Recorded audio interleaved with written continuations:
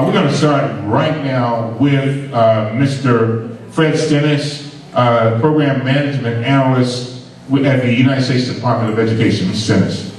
As the Congressman mentioned, my name is Fred Stennis. I represent the U.S. Department of Education. Give me just 1 second. I just wanted to introduce you. Oh, yeah. This is Vernon Stennis. Vernon Stennis, my Chief of Staff.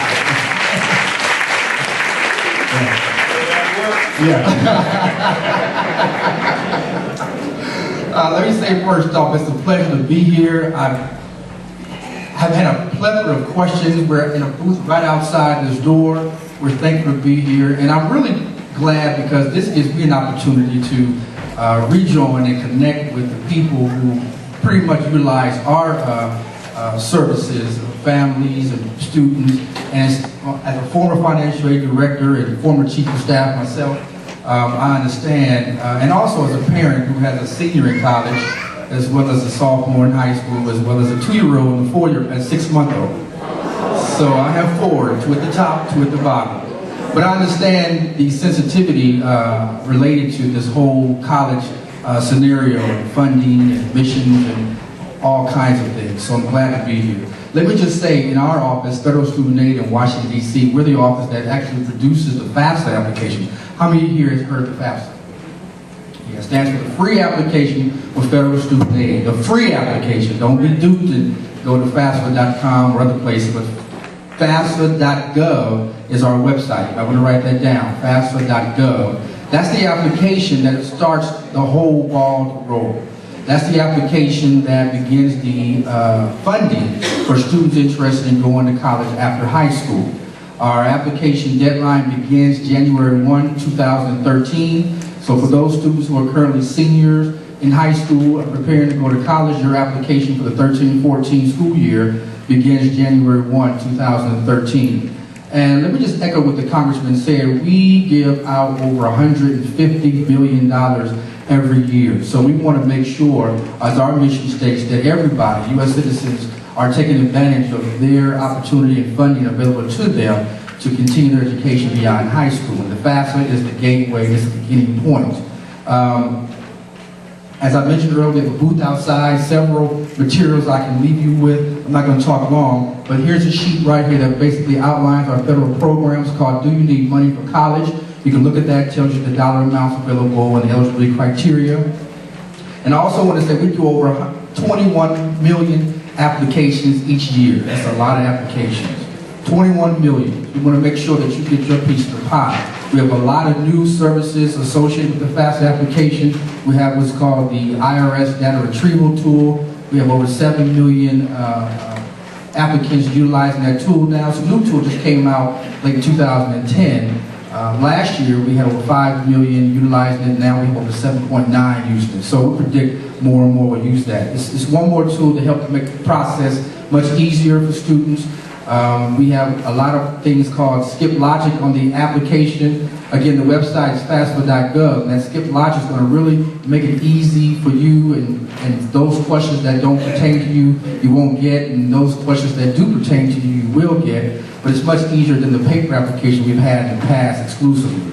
So I hope you all will take advantage of that application.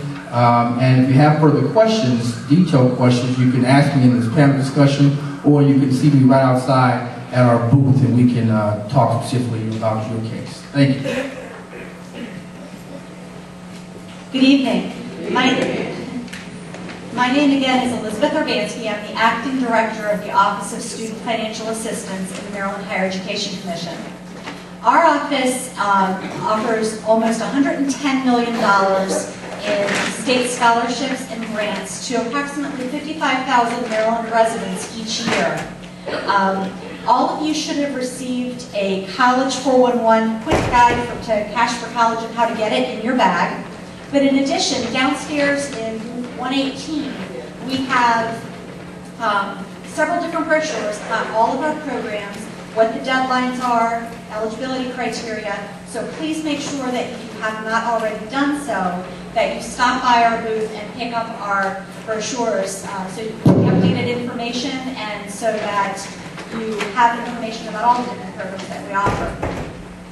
Our programs are for Maryland residents who will be attending a Maryland college or university. The point behind our programs is to keep you in state. We want you going to the wonderful schools that Maryland has to offer, from community colleges, private career schools, to four-year public and independent institutions. We have 22 programs. I know that sounds like a lot, and it is. They cover different areas, though. We have programs for students who need need-based aid. We have programs for students who are studying in specific career or occupational areas, such as teaching or nursing. We have legislative scholarships. Our state is actually unique in the sense that our state senators and state delegates offer funds to their constituents to help them pay for the cost of education.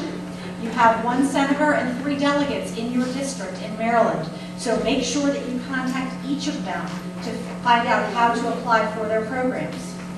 We also have unique population programs for veterans or for students who have been in foster care at some point.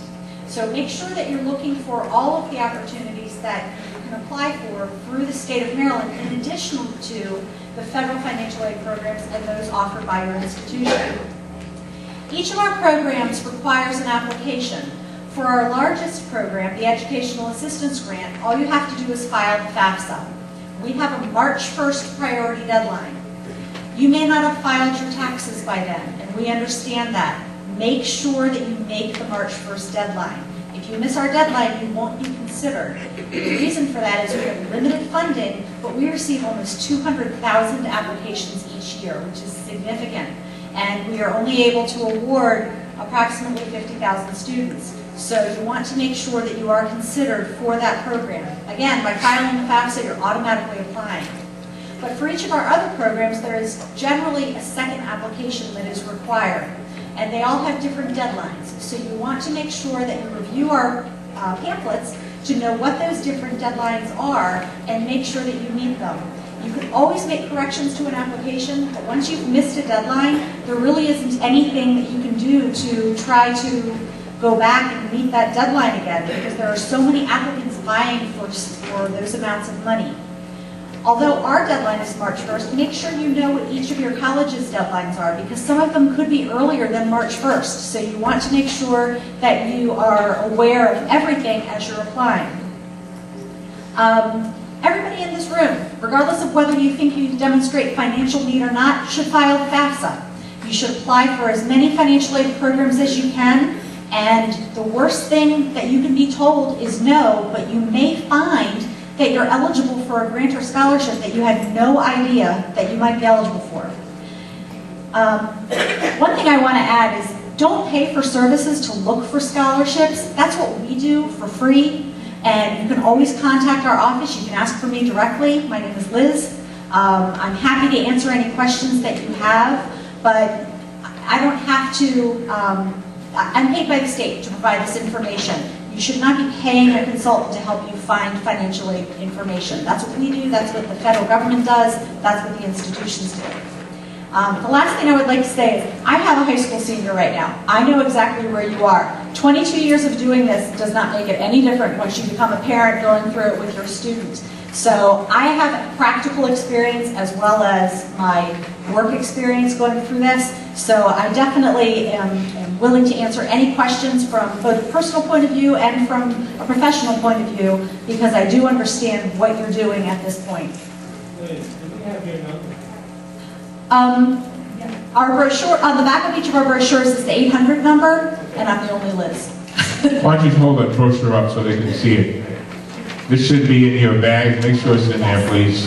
And all of our brochures downstairs on the back have the 800 number on the back of it for the Maryland Higher Education Commission. Give her a hand, please. Well, I couldn't have said anything better. Thank you. Wow, what an exciting time. You submitted your college applications, you're crossing your fingers. In the midst of all this excitement about the new experiences you're going to have, comes that bit of anxiety about how do I afford this endeavor, how do I afford higher education. And so one of your avenues, besides your federal aid and your state aid, is private scholarships. So you're saying to yourself, maybe where do I find these private scholarships? And I heard a presenter say once that if you think about your day and the businesses you visit throughout your daily journey, and the products you use, you could probably have a pretty extensive list of scholarship providers. You'd be surprised the number of businesses and organizations that provide scholarships to students. Target, KFC, McDonald's, Coca-Cola Foundation, the list goes on and on. Those are major scholarships, national scholarships where you have students from different states, thousands of students applying. It's a lot of competition, still apply. Second to that, I would say, consider community scholarships, local scholarships like Central Scholarship. We give away about $1 million a year in scholarships and interest-free loans to Maryland residents. And you can use those funds in-state, or you can take them out of state. We have a few requirements. Your income must be under $90,000, and that's probably one of our most important because we obviously want to serve students with need. So, you know, large organizations, community organizations. How many of you know what your major will be in college? Just raise your hand.